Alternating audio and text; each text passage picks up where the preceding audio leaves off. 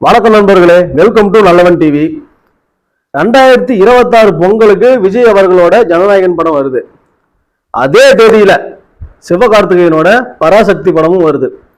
முதல்ல அறிவிச்சது யாருன்னு பாத்தீங்கன்னா பராசக்தி படம் தான். ஃபர்ஸ்ட் நாங்க 2026 பொங்கலுக்கு வரோம் அப்படின்னு ஃபர்ஸ்ட் சொன்னதே பராசக்தி படக்குழு தான். விஜய் வந்து பாத்தீங்கன்னா 2026ல எலெக்ஷன் வருது அப்படிங்கிறதுனால அதை நம்ம படத்தை வந்து பொங்கலுக்கு வெளியிட்டோம்னா எலெக்ஷனுக்கு அது ஒரு நல்ல விளம்பரமா இருக்கும் அப்படின்னு 2026 பொங்கலுக்கு ஜனநாயகன் வருது அப்படின்னு அறிவிச்சாங்க. ஏன் அவங்க நினைச்சா 2025 தீபாவளிக்கே கூட படத்தை வெளியிடுற அளவுக்கு படப்பிடிப்பு எல்லாமே முன்னாடியே முடிஞ்சு எல்லாமே ரெடி ஆயிரும். ஆனா 2026 பொங்கல் தான் அவங்களோட டார்கெட். ஆனா இந்த வலைபேச்சு பிஸ்மி போன்ற இந்த வடை சுடும் கும்பல்லாம் வந்து 2026 பொங்கலுக்கு தளபதியோட ஜனநாயகன் வரும்போது சிவகார்த்திகேயனோட பராசக்திலாம் வந்து எதுக்கு கிளாஸ் விடுறாங்க அப்படின்னு சொல்லி, இது என்ன மாசம்? 2025 ஏப்ரல் தான் நடந்துட்டு இருக்குது.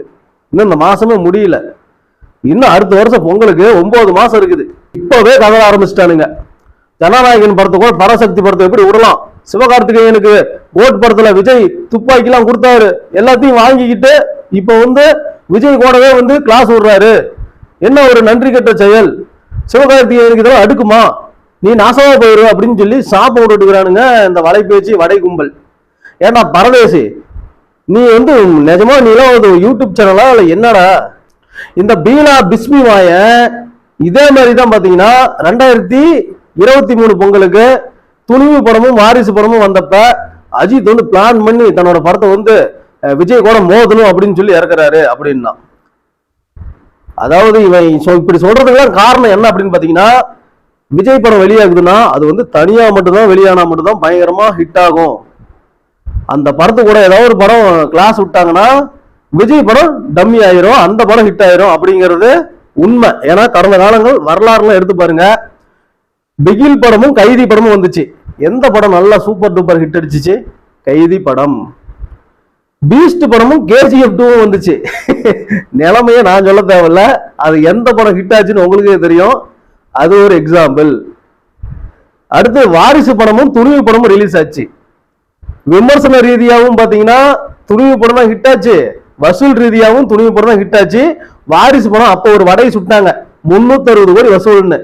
அப்புறம் தயாரிப்பாளர் இந்த ஐடி ரைடர்லாம் சிக்கி கடைசியா ஐயோ அவ்வளோலாம் இல்லைங்க, படத்தோட கலெக்ஷன் வந்து நாங்கள் 3 மடங்கா நாங்களே மனசுல கணக்கு போட்டு சொல்லிட்டோம், 360 கோடிலாம் இல்லை, 360 டிவைட் பை 3ன்னு போட்டீங்கன்னா 120 கோடி வருது இல்லை, அதுதான் உண்மையான வசூல். விஜய்க்கு சம்பளமே 40 கோடி தான் கொடுத்தோம் அப்படின்னு சொல்லி ஒரு குண்டை தூக்கி போட்டாரு. ஓகேவா? அதுக்கு முன்னாடி ஏற்கனவே பாத்தீங்கன்னா வீரம் ஜில்லா படம் ரிலீஸ் ஆச்சு, அதோட கதையும் உங்களுக்கு தெரியும். அதுக்கு முன்னாடி ஏற்கனவே வந்து படிக்காதவன் பொல்லாதவன் இந்த படங்கள்லாம் ரிலீஸ் ஆகும் போது தனுஷ்கிட்டே அடி வாங்கினவர் தான் தளபதி. இந்த மாதிரி விஜய் படம் ரிலீஸ் ஆகும் போது இன்னொரு படம் வரக்கூடாது, அப்படி வந்துச்சுன்னா அந்த படம் ஹிட் ஆயிரும். மேக்சிமம் அந்த படத்தை வர விடாம தடுக்கிற வேலையை தான் பார்ப்பாங்க இந்த வடை கும்பல். இந்த வடை கும்பல்னா வலைபேச்சு மட்டும் இல்ல, வலைபேச்சு வடை கும்பல்ல ஒரு குரூப், அவ்வளவுதான். அந்த மாதிரி ஆயிரக்கணக்கான வடை கும்பல், விர்ச்சுவல் வாரியர்ஸ். அது மட்டும் இல்லாம நிறைய டிஸ்ட்ரிபியூட்டர்கள், அது நிறைய கையில கைவசம் வச்சுக்கிட்டு பல வேலை காட்டுறவர் தான் நம்ம தளபதி. சரி, இதெல்லாம் ஒரு பக்கம் இருக்கட்டும்பா. 2026 பொங்கலுக்கு பராசக்தி படம் வருதுப்பா, ஜனநாயகன் படமும் வருது. ஓகேவா? சரி, இப்ப வந்து விஜய்க்கு என்ன பயம்னா, ஏற்கனவே கிளாஸ் விட்டு பல அடி வாங்கியிருக்கோம், இப்ப கடைசியா சிவகார்த்திகேயன் ஒரு அடி வாங்கிட்டு போகணுமான்னு சொல்லி ஒரே பதற்றம். அந்த பதற்றத்தை எப்படி வந்து முட்டு கொடுக்கலாம் அப்படின்ட்டு இந்த முட்டு பைஸ் இருக்கானுங்களா, வலைபேச்சு முட்டு பைஸ், இவனுக்கு வந்துகிட்டு பராசக்தி படத்தை பிளான் பண்ணி இறக்குறாங்க அப்படின்னு சொல்லி அழுந்துட்டு இருக்கிறானுங்க. தேம்பி அழுகுறானுங்க. ஏன்டா அப்படி அழுகுறீங்கன்னு பார்த்தா, அப்ப எங்க விஜய் படம் தனியா வந்தா தானே ஓடும், பராசக்தி படம் கூட வந்தா அந்த படத்துல பாக்குறதுக்கெல்லாம் போயிருவாங்க, ஏன்னா எப்படியும் அந்த விஜய் படம் மொக்கையா தான் இருக்கு அப்படின்ட்டு அந்த படம் பாக்குறதுக்கு போயிருவாங்க அப்படின்னு சொல்லி கண்ணு தண்ணி விட்டுக்கிட்டு அழுந்துட்டு இருக்கிறானுங்க. அழாதீங்கடா, ரொம்ப கேவலமா இருக்குது, அழாதீங்க. இந்த மாதிரி எச்சத்தனமா அழாதீங்க, வீரமா எதிர்த்து நில்லுங்க. கண்டிப்பா இந்த படம் ஹிட் ஆகும். சிவகார்த்திகேயன் யாரு வேணா வாங்க, எங்க படத்தை ஓட்டி காமிக்கிறோம், எங்க படம் தான் ஹிட் ஆகும்னு சொல்லி தைரியமா சொல்லுங்க. சும்மா இருந்துகிட்டு ஐயோ வசூலை குறைக்கிறதுக்கு வேணும்னு விட்டாங்க, பராசக்தி படம் வந்தா ஜனநாயகன் படத்துக்கு தியேட்டர் கிடைக்காது அப்படின்னு சொல்லி ஒரே கண்ணீரா விட்டு புலம்பிட்டு இருக்கிறான் வலைபேச்சு பீலா பிஸ்மி. மேல இன்னொன்னு என்ன சொல்றான், கோட் படத்துல சிவகார்த்திகேயனுக்கு விஜய் துப்பாக்கிலாம் கொடுத்தாரு, அதெல்லாம் வாங்கிக்கிட்டு அந்த துப்பாக்கி வச்சு இப்ப விஜயவே சுட வந்துட்டாரு சிவகார்த்திகேயன். சரி, கோர்ட்டு போறதுல அந்த துப்பாக்கி கொடுத்தனால என்ன வந்துருச்சு? இப்ப விஜய் ரசிகர்கள் எல்லாம் சிவகார்த்திகேயன் ரசிகரா மாறிட்டாங்களா? அப்ப சிவகார்த்திகேயனுக்கு தான் ரசிகர் அதிகம் அப்படின்னு நீ சொல்ல வரியா? இதனால என்ன சொல்ல வர? இப்ப அந்த கோர்ட்டு படத்துல ஒரு துப்பாக்கி கொடுக்குற மாதிரி ஒரு சீன் இருக்குது. அந்த சீனால என்ன விஜய் ரசிகர்கள் எல்லாம் சிவகார்த்திகேயன் ரசிகரா மாறிட்டாங்க. அப்ப சிவகார்த்திகேயன் தானே இப்ப விஜய் விட ரசிகர் அதிகம் பார்க்கும். அதனாலதான் அழுகுறியா? அதுவும் தெரியல. சரி, உனக்கு அதுவும் மேல அந்த துப்பாக்கி கொடுத்தோம்னு சொல்லி ஒரே ஓவரா கத்திட்டு இருக்கிற. பராசக்தி படம் இன்னும் எடுத்து முடிக்கல, ஷூட்டிங் எல்லாம் போயிட்டு இருக்குது. உங்க விஜய் வந்து அதுல ஒரு சீன் நடிக்க சொல்லுங்க. எப்படி வந்து சிவகார்த்திகேயன் வந்து கோட் படத்துல ஒரு சீன் நடிச்சாரோ அதே மாதிரி விஜய் அவர்களை பராசக்தி படத்துல ஒரு சீன் நடிக்க சொல்லுங்க. கடைசியா கிளைமாக்ஸ் வரப்ப சிவகார்த்திகேயன் அந்த துப்பாக்கி வந்து இந்த புடிங்க தளபதி அப்படின்னு சொல்லி இந்த துப்பாக்கியை கொடுக்க சொல்லிடலாம். கிளைமாக்ஸ் கூட வேணும், ஃபர்ஸ்ட் ஷாட்டே வச்சிடலாம். தளபதி இந்தாங்க, நீங்க கொடுத்த துப்பாக்கி நீங்க வச்சுக்கோங்க, நான் வந்து வேற துப்பாக்கி பெருசா வச்சுக்கிறேன், நான் பாத்துக்கிறேன், எனக்கு துப்பாக்கியே வேணும், நீங்களே வச்சுக்கோங்க உங்க துப்பாக்கிய அப்படின்னு சொல்லி பராசக்தி படத்தோட ஃபர்ஸ்ட் சீன்லயே கொடுக்குற மாதிரி ஒரு சீன் கூட எடுத்துடலாம். அதுக்கப்புறம் இந்த துப்பாக்கி மேட்டர் பேசுவீங்க. ஏன்னா சிவகார்த்திகேயன் ரொம்ப கஷ்டப்பட்டு உழைச்சி சின்ன சின்ன கேரக்டர்லாம் நடிச்சு அதுக்கப்புறம் தன்னை ஒரு ஹீரோவா இது பண்ணி ஒரு ஃபார்முலாவுக்கு வந்து நிறைய இளைஞர்கள் மத்தியில ஒரு பிரபலமாகி இப்போ ஒரு அமரன் அப்படின்னு ஒரு 300 கோடி படத்தெல்லாம் கொடுத்துருக்காரு. நான் வந்து அஜித் ஃபேன் தான், நானே சொல்றேன். சிவகார்த்திகேயன் வந்து 300 கோடி வசூல் கொடுத்துருக்காரு. அஜித் படம் இது வரைக்கும் 300 கோடி வரல. மேபி இந்த குட் பேட் அகலி தான் அந்த இடத்துக்கு போயிருக்கு. வேற எந்த படமும் இது வரைக்கும் அஜித் படமே வரல. அந்த அளவுக்கு சிவகார்த்திகேயன் வளர்ச்சி அஜித்தோட அதோட பெருசா அப்படின்னு கேட்டீங்கன்னா அந்த மாதிரி இல்ல. ஒரு படம் கண்டென்ட் ரீதியா வெற்றி பெற்றிருக்கு, அதை நம்ம பாராட்டுறோம். நாங்களாம் எந்த ஈகோவும் பார்க்கல. சிவகார்த்திகேயன் வளர்ந்துட்டாரு, அங்க வளர்ந்துட்டாங்க அப்படி இப்படின்னு. எல்லாரும் நல்லா இருக்குன்னு தான் நினைக்கிறோம். ஏன் விஜயே நல்லா இருக்கணும் தான் நினைக்கிறோம். ஆனா நீங்க என்ன நினைக்கிறீங்கன்னா நம்மளை தவிர வேற எவனுமே நல்லா இருக்க கூடாது, நம்மளை எவனும் நெருங்க கூடாது, நம்ம வசூல் வடைகள் எல்லாம் எவனும் உடைக்கவே கூடாது, நாம சொல்ற வடைகளை எல்லாரும் நம்பணும், இந்த உலகமே நம்பணும் அப்படின்னு விர்ச்சுவல் வாரியர்ஸ் அப்படின்னு இங்கிலீஷ்ல பேர் வச்சுக்கிட்டு அது தமிழ்ல சொல்லணும்னா இணைய கைகூலிகள். இணைய கைகூலிகள் பணம் வாங்கிட்டு என்ன வேணா பேசுவாங்க. சினிமாவை பத்தி ஒரு அறிவு இருக்காது. இன்ஸ்டாகிராம்ல வந்து ரீல்ஸ் போட்டு சுத்திட்டு இருக்கிற டிக்கெட்டு, இந்த மாதிரி வந்து டான்ஸ் ஆடிட்டு இருக்கிற டிக்கெட்டு, இவங்கெல்லாம் யாருன்னா விர்ச்சுவல் வாரியர்ஸ். இப்ப 2 நாளைக்கு முன்னாடி ஒரு விர்ச்சுவல் வாரியர் மாட்டினான். பொண்ணு கிட்ட தப்பா நடந்துக்கிட்ட கேஸ்ல வந்து போட்டு மொத்துன்னு மொத்தி அது ஒரு பயங்கரமான ட்ரோலா போயிடுச்சு. டிவிக்கு கட்சிக்கே ஒரு அவமானமா மாறி போச்சு. இந்த மாதிரி நிறைய பேர் இருக்கிறான். நான் வந்து கட்சியை வந்து தப்பா சொல்லல, இதுக்கு முதல் காரணம் கட்சி அப்படின்லாம் நான் சொல்லல. கட்சியில சேர்க்கிறவன நல்லவனா கெட்டவனா அப்படின்னு சொல்லி பார்த்து சேருங்க, பின்புலத்தை ஆராய்ச்சி சேருங்க அப்படின்னு தான் சொல்றேன். விஜய் வந்து வளரணும் அப்படின்னு தான் நானும் ஆசைப்படுறேன். ஆனா அவரோட வளர்ச்சியை அவரே தடுத்துக்கிறாரு.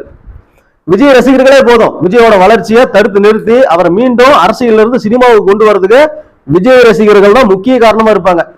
தொடர்ந்து அஜித்தை பேசுறது, திட்டுறது, பாடி ஷேமிங் பண்றது, ரஜினிகாந்த் அவர்களை திட்டுறது, பேசுறது, பாடி ஷேமிங் பண்றது. அடுத்து வந்து இப்ப சிவகார்த்திகேயன் கூட விட்டு வைக்கல. ஜனநாயகன் படத்து கூட பராசக்தி படம் வருதுன்னு சொன்னதும் சிவகார்த்திகேயனை போட்டு எல்லாம் வந்து திட்டி தீக்கிறானுங்க. எந்த படம் போட்டிக்கு வந்தா என்ன, உங்க படத்தோட கண்டென்ட் மேல உங்களுக்கு நம்பிக்கை இருந்துச்சுன்னா நீங்க இதுக்கெல்லாம் பயப்படவே மாட்டீங்க. அஜித் படங்கள்லாம் கடந்த காலத்துல வரலாறு எடுத்து பாரு. விஜய் கூட நேரடியா மோதுவாரு. ரஜினி படம் வர அன்னைக்கு பேட்ட விசுவாசம் மோதினாங்க.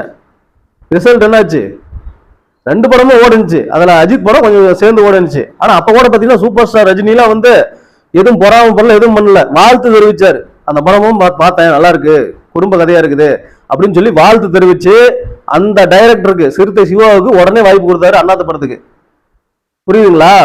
ஏன் விஜய் அவர்களே வந்து துணிவு படம் அந்த அளவுக்கு ஹிட் அப்படிங்கிறதுனாலதான் எச்சுலத்துக்கு வாய்ப்பு கொடுத்திருக்காரு.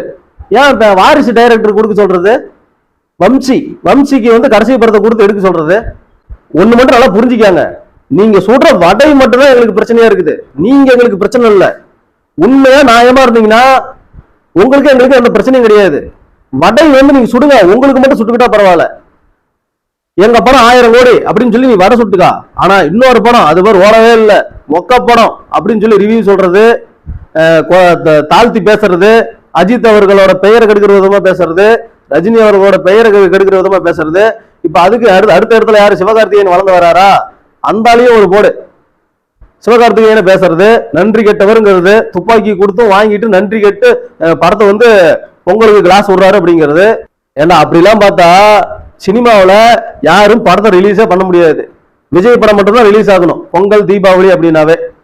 ஏன் பொங்கலும் தீபாவளியும் விஜய் சார் தான் குத்தகை எடுத்து வச்சுக்கிறாரா? அவர் படம் மட்டும்தான் அந்த தேதியில் வரணுமா? வேற படங்களே வரக்கூடாதா? வந்தா இப்படிதான் வந்து இது பண்ணி மற்ற நடிகர்களை திட்டி திட்டி வீடியோ போட்டுட்டு இருப்பீங்களா? குறிப்பா இந்த வலைபேச்சு பிஸ்மி போன்ற இந்த பீலா வாயின்களுக்கு தான் வந்து இந்த வீடியோவே. காசு வாங்கிட்டு கோல்டு காயின் வாங்கிட்டு நீ எவ்வளவு வேணா சொம்படிப்பீங்க. இந்த சொம்படிக்கிறது வடை சொல்ற வேலையெல்லாம் வந்து உங்ககிட்டே வச்சுக்காங்க. பொது வெளியில வந்து சொம்படிச்சுக்கிட்டு வடையை சுட்டுக்கிட்டு மற்ற நடிகர்கள் அது இதுன்னு பேசிக்கிட்டு பண்ணிட்டு இருந்தீங்கன்னா வடை சொம்பு எல்லாத்தையும் உடச்சி உள்ள துருத்து விட்டுருவோம். ஒழுங்கா ஞாபகம் வச்சுக்க. பீலா பிஸ்மியை என்ன தெரியும்? சினிமாவை பத்தி ஒரு இளவுமே தெரியாது. டைரக்ஷன் என்னன்னு தெரியுமா? தெரியாது. ஒரு படத்துக்கு ப்ரொடியூஸ் பண்றதுன்னா என்னன்னு தெரியுமா? தெரியாது. அதுல எவ்வளவு வேலை இருக்குதுன்னு தெரியுமா? ஒரு இளவும் தெரியாது. படத்தோட ஸ்கிரீன் பிளே அப்படின்னா என்னன்னு தெரியுமா? ஒண்ணுமே தெரியாது. எதுவும் இதை பத்தி என்னையாவது பேசியிருக்கானா? அதுவும் கிடையாது. எதுவுமே தெரியாது. சினிமாவை பத்தி ஒரு இளவும் தெரியாது. ஆனா உட்காந்துக்கிட்டு அந்த படமா, அந்த படத்தோட டைரக்டர் வந்து அப்படிங்க, அந்த படத்துல ஹீரோயின் ஒன்று நடிச்சாங்கல்ல, இங்க வந்து போயிட்டு இந்த மாதிரி ஒரு பிரச்சனை. துபாயில இருந்து அந்த படத்தோட தயாரிப்பாளருக்கு நெருக்கமான சித்தப்போட்டு மையம் எனக்கு போன் பண்ணாரு. அதுக்கப்புறம் அமெரிக்காவிலிருந்து ஒரு சோர்ஸ் வந்துச்சு. அண்டார்டிகாவிலிருந்து நம்ம டீமை சேர்ந்தவங்க போயிட்டு அங்க 2 சோர்ஸ் வாங்கிட்டு வந்தாங்க. நிலாவில வடை சொல்ற ஆயாவே நம்மளுக்கு ஒரு சோர்ஸ் தான். நிலாவிலேயே ஒரு 4 தியேட்டர்ல ஜனநாயகன் படத்தை ரிலீஸ் பண்ண போறாங்க. எப்படி அந்த தியேட்டர் வாசல்ல அந்த வடை சொல்ற ஆயா வந்து வடையை வித்துட்டுக்குமா? ஒழுங்கா இருந்துக்காங்க. நீங்க சொல்ற வடைய நிலா மேல தூக்கி போட்டா நிலாவே கண்ணுக்கு தெரியாது. அவ்வளவு பெரிய வடையெல்லாம் நீங்க சுட்டுட்டு இருக்கிறீங்க. புரிஞ்சுக்கா. வெயில் காலத்துல வெயில் இப்ப போட்டு பொழந்துட்டு இருக்குது.